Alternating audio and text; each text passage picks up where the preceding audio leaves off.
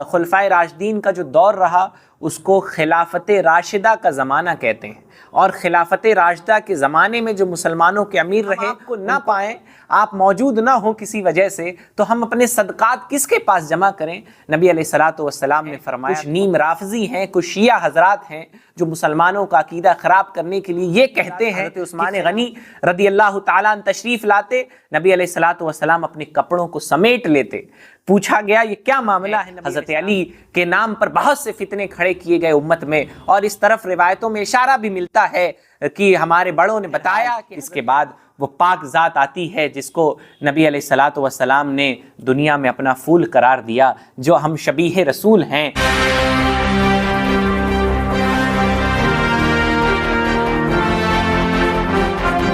بسم اللہ الرحمن الرحیم والصلاۃ والسلام علی رسولہ الکریم۔ ناظرین کرام، میں آپ کا میزبان محمد انس قادری، آپ دیکھ رہے ہیں دستک سلام۔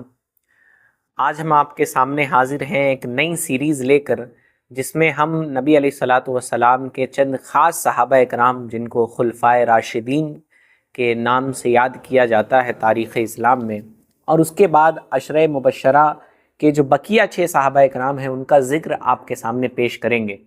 آج اس ایپیسوڈ میں ہم جانیں گے کہ خلفائے راشدین کنہیں کہتے ہیں، ان کی خدمات کی ایک جھلک آپ کے سامنے پیش کی جائے گی، اور دینی عقائد کے لحاظ سے کیا اہمیت ہے، اور کس طرح سے ان کے ساتھ ہمیں عقیدت اور محبت رکھنے کا حکم اللہ رسول کی جانب سے ملا ہے، ان تمام پہلو پر اس ایپیسوڈ میں ہم جانیں گے۔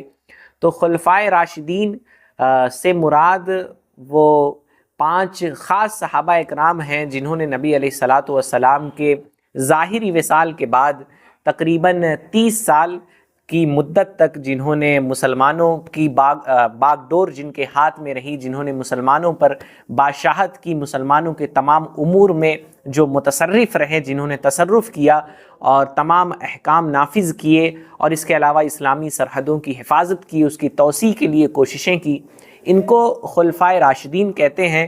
اس میں 5 صحابہ اکرام کا نام لیا جاتا ہے۔ سب سے پہلے مسلمانوں کے خلیفہ یہ حضرت ابوبکر صدیق، دوسرے خلیفہ حضرت عمر فاروق اعظم، تیسرے حضرت عثمان غنی، چوتھے حضرت علی، اور 5ویں حضرت مولا حسن رضی اللہ تعالیٰ عنہم اجمعین ہیں۔ امام حسن رضی اللہ تعالیٰ عنہ 6 مہینے تک مسند خلافت پر متمکن رہے، اس کے بعد آپ نے خلافت کی یہ اہم ذمہ داری برضا و خوشی حضرت امیر معاویہ رضی اللہ تعالیٰ عنہ جو کاتب وحی میں سے ہیں، اور نبی علیہ الصلوۃ والسلام کی زوجہ ایک ام المومنین، ان کے آپ بھائی بھی ہیں، اس لحاظ سے آپ کو خال المؤمنین یعنی مومنوں کا ماموں بھی کہا جاتا ہے۔ آپ نے خلافت ان کے ذمے کر دی۔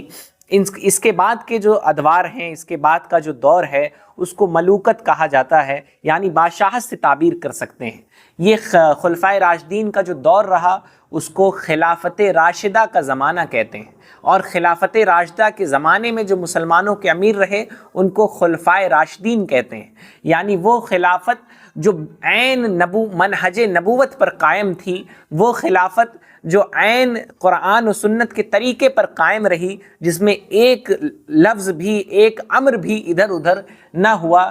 اس زمانے کو، اس مدت کو جو ہے خلافت راشدہ، اور اس مدت میں مسلمانوں کے امور میں تصرف کرنے والوں کو، بادشاہت کرنے والوں کو خلفائے راشدین کہتے ہیں۔ یاد رکھیں، یہ امامت کبریٰ کے منصب پر فائز ہوتے ہیں۔ امامت کی 2 قسمیں ہیں، امامت کبریٰ اور امامت صغریٰ۔ امامت کبریٰ یعنی جو مسلمانوں کا خلیفہ ہوتا ہے اس کو امامت کبریٰ کا منصب مانا جاتا ہے، جو خلافت کا منصب ہوتا ہے، یعنی وہ مسلمانوں کا بڑا امام ہوتا ہے، بادشاہ ہوتا ہے۔ اور امامت صغریٰ یعنی جو مسجد وغیرہ کی امامت۔ تو امام کبیر جو ہوتا ہے، مسلمانوں کا بڑا امام یا خلیفہ جو ہوتا ہے، اس کی اطاعت غیر معصیت میں، یعنی گناہ کے علاوہ، یعنی شریعت کے خلاف اگر وہ حکم نہ دے تو تمام دنیا کے مسلمانوں پر اس کی اطاعت، یہ ضروری ہے کہ اس کی اطاعت کریں، اور اس پر خروج اور بغاوت یہ کسی بھی صورت میں جائز نہیں ہے جب وہ غیر معصیت کا حکم دے رہا ہو۔ تو امامت کا یہ عظیم منصب ہے۔ نبی علیہ الصلوۃ والسلام نے خود اپنی زندگی میں امامت کے طرف اشارہ فرمایا۔ خلفائے راشدین کی طرف متعدد احادیث طیبہ میں اشارہ فرمایا، جس کا ذکر ہم آنے والی سیریز میں کریں گے کہ حضرت ابو بکر صدیق رضی اللہ تعالیٰ عنہ کی طرف کس طرح نبی علیہ السلام نے زندگی میں اشارہ فرمایا کہ میرے بعد مسلمانوں کے جو خلیفہ ہوں گے وہ حضرت ابو بکر ہوں گے۔ روایتوں میں آتا ہے لوگوں نے نبی علیہ السلام سے دریافت کیا کہ ہم اپنے صدقات یہ کس کے پاس جمع کریں گے جب آپ ظاہری طور پر زندگی میں ظاہری طور پر حیات میں نہیں ہوں گے، یا پھر ہم آپ کو نہ پائیں، آپ موجود نہ ہوں کسی وجہ سے، تو ہم اپنے صدقات کس کے پاس جمع کریں؟ نبی علیہ السلام نے فرمایا تم اپنے صدقات ابو بکر کے پاس جمع کرو رضی اللہ تعالیٰ عنہ۔ اسی طرح متعدد احادیث طیبہ ہے جس میں نبی علیہ السلام نے اس طرف اشارہ فرمایا ہے کہ نبی علیہ السلام کی ظاہری وصال کے بعد امت کے جو حامی ہوں گے، امت کی باغڈور جن کے ہاتھ میں ہوگی وہ کون ہوں گے؟ امت میں اٹھنے والے فتنوں کا انسداد کون کرے گا؟ مسلمانوں کے ملی، سیاسی، معاشرتی، معاشی مسائل میں ان کی رہنمائی کون کرے گا؟ ان کا امیر اور بادشاہ کون ہوگا؟ تو نبی علیہ السلام نے اپنی زندگی میں ہی اس طرف اشارہ فرما دیا تھا۔ اور یاد رکھیں یہ وہ پاک نفوس قدسیاں ہیں جو انبیاء اور رسل کے بعد تمام انسانوں میں سب سے افضل ہیں۔ کون؟ سب سے پہلے نبی علیہ السلام اور تمام انبیاء اور رسل کے بعد سب سے افضل اس روئے زمین پر کوئی ہے تو وہ حضرت ابو بکر صدیق رضی اللہ تعالیٰ عنہ ہیں، جن کا شہرہ قیامت تلک رہے گا، اور کوئی باغی، کوئی ان پر خروج کرنے والا، کوئی ان کا گستاخ اس امر کو مٹا نہیں سکتا۔ وہ بھی خطبے میں کھڑے ہو کر پڑھے گا افضل البشر بعد الانبیاء بالتحقیق امیر المؤمنین ابی بکر الصدیق۔ آپ نے بھی یہ جملہ جمعہ کے خطبوں میں سنا ہوگا، جس کا معنی ہے کہ انبیاء و مرسلین کے بعد تحقیق کے ساتھ جو سب سے افضل بشر ہیں وہ حضرت ابو بکر صدیق رضی اللہ تعالی عنہ ہیں۔ انبیاء و رسل کے بعد پہلے نمبر پہ، وہ خلافت کا مسئلہ ہو، وہ امامت کا مسئلہ ہو، وہ افضلیت کا مسئلہ ہو، اپنے دماغ میں بٹھا لیں کہ مسلمانوں کے پہلے خلیفہ بھی حضرت ابو بکر صدیق، انبیاء اور رسل کے بعد سب سے افضل بھی حضرت ابو بکر صدیق، اور امامت میں بھی اول نمبر پر حضرت ابو بکر صدیق رضی اللہ تعالیٰ عنہ ہیں۔ کچھ نیم رافضی ہیں، کچھ شیعہ حضرات ہیں جو مسلمانوں کا عقیدہ خراب کرنے کے لیے یہ کہتے ہیں کہ خلافت میں تو حضرت ابو بکر اول ہیں لیکن امامت میں اول نہیں ہیں۔ تو یاد رکھیں کہ امامت کا مطلب ہی خلافت ہے۔ خلافت کا جو دوسرا نام ہے ہم کہہ سکتے ہیں عام لفظوں میں، یہ امامت کبریٰ ہے۔ تو حضرت ابو بکر صدیق امامت میں بھی پہلے نمبر پہ، خلافت میں بھی پہلے نمبر پہ، اور افضلیت میں بھی پہلے نمبر پہ۔ اور اس کے بعد دوسرے نمبر پہ نبی علیہ السلام نے جس پاک ذات کے بارے میں فرمایا اگر میرے بعد کوئی نبی ہوتا تو وہ حضرت عمر فاروق اعظم ہوتے۔ پتہ چلا نبی علیہ السلام نے اپنے ختم نبوت کا عقیدہ بھی بیان کر دیا کہ اب میرے بعد کوئی نبی نہیں ہونے والا، لیکن اگر مشیت الہی کو منظور ہوتا کہ میرے بعد کوئی نبی ہو، لیکن نبی علیہ السلام نے کہہ دیا کہ اللہ کو یہ منظور نہیں ہے کہ میرے بعد کوئی نبی ہو، لیکن اگر ہوتا منظور تو وہ حضرت عمر فاروق اعظم ہوتے۔ دوسرے نمبر پر انبیاء اور رسل کے بعد اگر کوئی مسلمانوں کا خلیفہ ہے، منصب امامت پہ فائز ہے اور سب سے افضل ہے تو وہ حضرت عمر فاروق اعظم رضی اللہ تعالیٰ عنہ ہیں۔ اسی طرح تیسرے نمبر پہ جنہیں ذو النورین کہا جاتا ہے، دو نور والے کہا جاتا ہے، جن کے نکاح میں نبی علیہ السلام کی دو صاحبزادیاں آئیں اور نبی علیہ السلام نے فرمایا کہ اگر میری 40 صاحبزادیاں بھی ہوتی تو میں یکے بعد دیگرے سب عثمان کے نکاح میں دے دیتا۔ یہ وہ پاک ذات، یہ مسلمانوں کی تیسری خلیفہ بنی۔ نبی علیہ السلام فرماتے ہیں عثمان وہ ہیں، روایت کا مفہوم ہے جن سے فرشتے بھی حیا کرتے ہیں، تو کیا میں عثمان سے حیا نہ کروں؟ جب حضرت عثمان غنی رضی اللہ تعالیٰ عنہ تشریف لاتے، نبی علیہ السلام اپنے کپڑوں کو سمیٹ لیتے۔ پوچھا گیا یہ کیا معاملہ ہے؟ نبی علیہ السلام نے اسی موقع پہ کہا تھا کہ میں اس سے حیا نہ کروں جس سے اللہ تعالیٰ کے فرشتے بھی حیا کرتے ہیں۔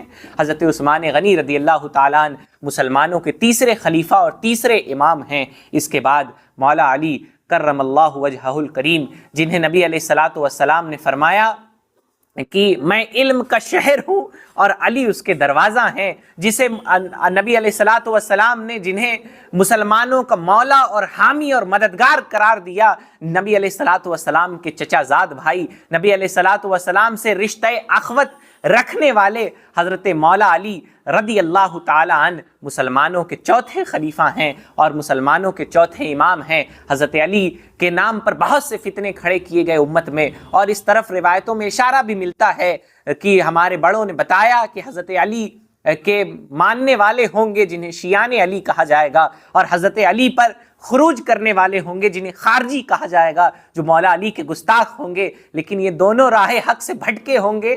حضرت علی کے اصل ماننے والے تو وہ ہیں جو اہل سنت و جماعت کے عقائد پر قائم ہیں، جو مولا علی رضی اللہ تعالیٰ عنہ کو چوتھا خلیفہ مانتے ہیں اور چوتھا امام مانتے ہیں۔ علماء نے کہا جو حضرت علی کو، اور انشاءاللہ تعالی حضرت ابوبکر صدیق اور حضرت علی کی حیات طیبہ میں ہم آپ کو بتائیں گے کہ خود حضرت علی رضی اللہ تعالیٰ عنہ نے ان کے لیے کیا فیصلہ کیا ہے، جو حضرت ابوبکر و عمر پر حضرت علی کو فضیلت دیتے ہیں۔ تو ہماری سیریز آپ ضرور دیکھیں گے اور اس سے استفادہ حاصل کریں گے۔ علماء اکرام فرماتے ہیں شریعت کا متفقہ فیصلہ ہے، اجماع امت ہے اس امر پر کہ جو حضرت مولا علی رضی اللہ تعالیٰ عنہ یہ مسلمانوں کے چوتھے خلیفہ ہیں، اس پہ اجماع امت ہے، اور جو شخص حضرت علی رضی اللہ تعالیٰ عنہ کو ابوبکر صدیق اور عمر رضی اللہ تعالیٰ عنہ سے افضل بتائے وہ شخص گمراہ ہے، بد مذہب ہے۔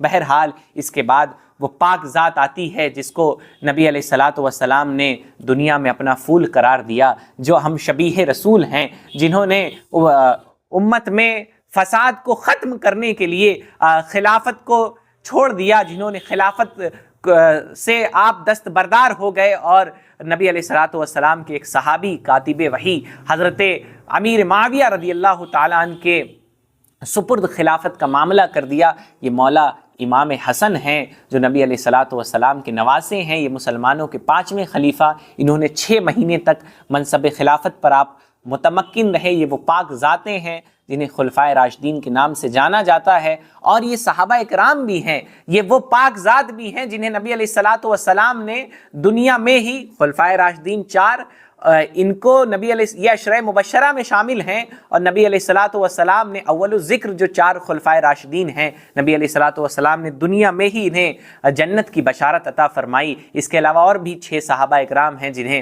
نبی علیہ السلام نے دنیا میں جنت کی بشارت عطا فرمائی، اور رہے امام حسن تو متعدد مقامات پر حدیث پاک میں اشارہ ملتا ہے کہ حضرت امام حسن کے بارے میں بھی جنت کی بشارت نبی علیہ الصلوۃ والسلام سے منقول ہے، اور جو تمام صحابہ ہیں ان کے بارے میں تو قرآن کہتا ہے، رب العزت جو مالک جنت ہے وہ خود کہتا ہے وَكُلًّا وَعَدَ اللَّهُ الْحُسْنَى، اور ان سب کے ساتھ اللہ تعالیٰ جنت کا وعدہ فرما رہا ہے۔ جو بھی نبی علیہ السلام کا صحابی ہے، کوئی غوث ہو، کتب ہو، ولی ہو، ان کے منصب تک نہیں پہنچ سکتا، اور قرآن مجید نے کہہ دیا، اللہ تعالیٰ نے کہہ دیا، جسے جنت دینی ہے اس نے کہہ دیا کہ ہم اللہ نبی علیہ السلام کے تمام صحابہ کے ساتھ یہ بہتری کا وعدہ فرماتے ہیں، جنت کا وعدہ فرماتے ہیں۔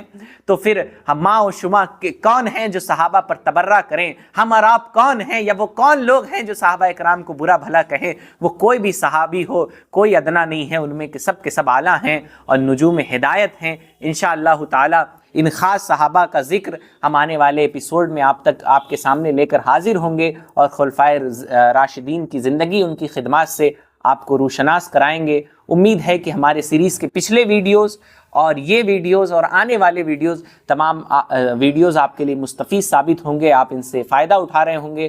ہمارے تمام ویڈیوز کو لائک کریں، شیئر کریں، چینل کو سبسکرائب کریں تاکہ یہ حق کا پیغام دور تلک پہنچ سکے اور لوگ اس سے مزید فائدہ اٹھا سکیں۔ استغفر اللہ ربی من کل ذنب واتوب الیہ۔ محمد انس قادری، دستک سلام گورکھپور۔